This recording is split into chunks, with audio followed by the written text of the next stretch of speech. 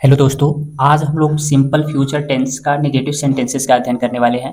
तो देखिए, negative sentence में हमें जो ध्यान में रखना होता है वो क्या ध्यान में रखना है, हमने लिख दिया है ध्यान रखने योग्य बातें। आपको यह ध्यान रखना है केवल आई और वी के साथ सेल नॉट का प्रयोग करना है। आई और वी के साथ किसका प्रयोग करेंगे? सेल नॉट का।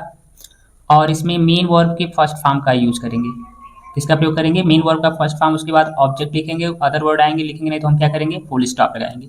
और देखिए उसके बाद जो ही, सी, इट, दे और सभी सब्जेक्ट, चाहे वो सिंगुलर नंबर में हो या प्लूरल नंबर में हो, हम सभी के साथ क्या लगाएंगे? Will not.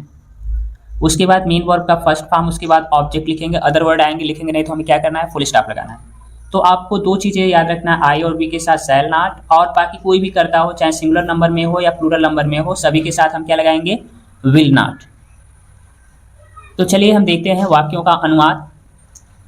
हमारे पास जो पहला सेंटेंस है, कह रहा है कि मैं कल स्कूल नहीं जाऊंगा। तो मैं का अंग्रेजी क्या होता है? आई, और हमने बताया आई के साथ क्या आएगा? Shall not. तो आप आई के साथ हमेशा क्या लगाएंगे? Shall not. तो आई सेल नॉट, स्कूल जाना का go to school, go to school, और कल का क्या इसमें लिखेंगे? टुमारो। तो I shall not go to school tomorrow, उसके बाद फुल स्टॉप। अगला सेंटेंस देखिए, वह सुबह जल्दी नहीं उठेगी। तो वह का अंग्रेजी क्या होता है? उठेगी। स्त्रीलिंग है इसलिए यहाँ हम क्या लिखेंगे? सी।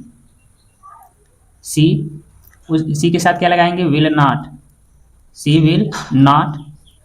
और उठना क्या होता है? Wake up, WAKE, wake up. Early, EARLY, early, in the morning, in the morning. तो वह सुबह जल्दी नहीं उठेगी, तो she will not wake up early in the morning.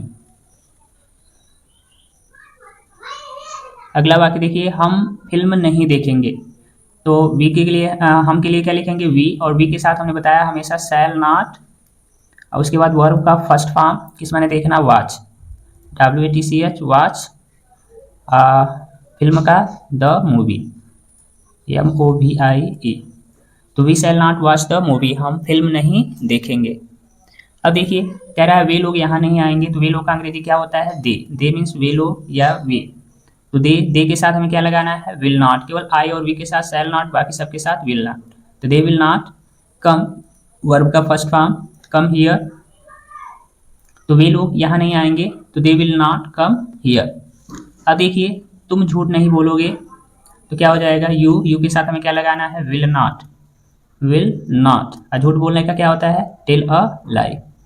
तो you will not tell a lie, तुम झूठ नहीं बोलोगे या आप झूठ नहीं बोलेंगे। तो you will not tell a lie, मैं तुम्हारा इंतजार नहीं करूंगा। तो मैं का अंग्रेजी क्या होता है? आई, और आई के साथ हमने बताया कि आपको यूज करना है shall not. I shall not wait, और वेट के साथ प्रीपोजिशन क्या आता है? फॉर।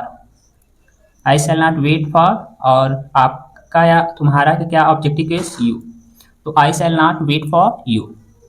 अगला देखिए, कह रहा है बच्चे शोर नहीं मचाएंगे। तो क्या लिखेंगे? The children. उसके बाद क्या लगाएंगे? Will not, will not, will not.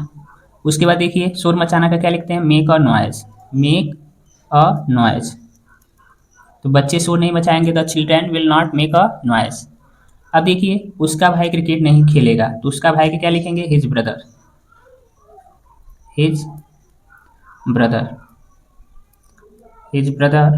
उसके बाद क्या लगाएंगे? Will not, will not. और खेलना का क्या होता है? प्ले।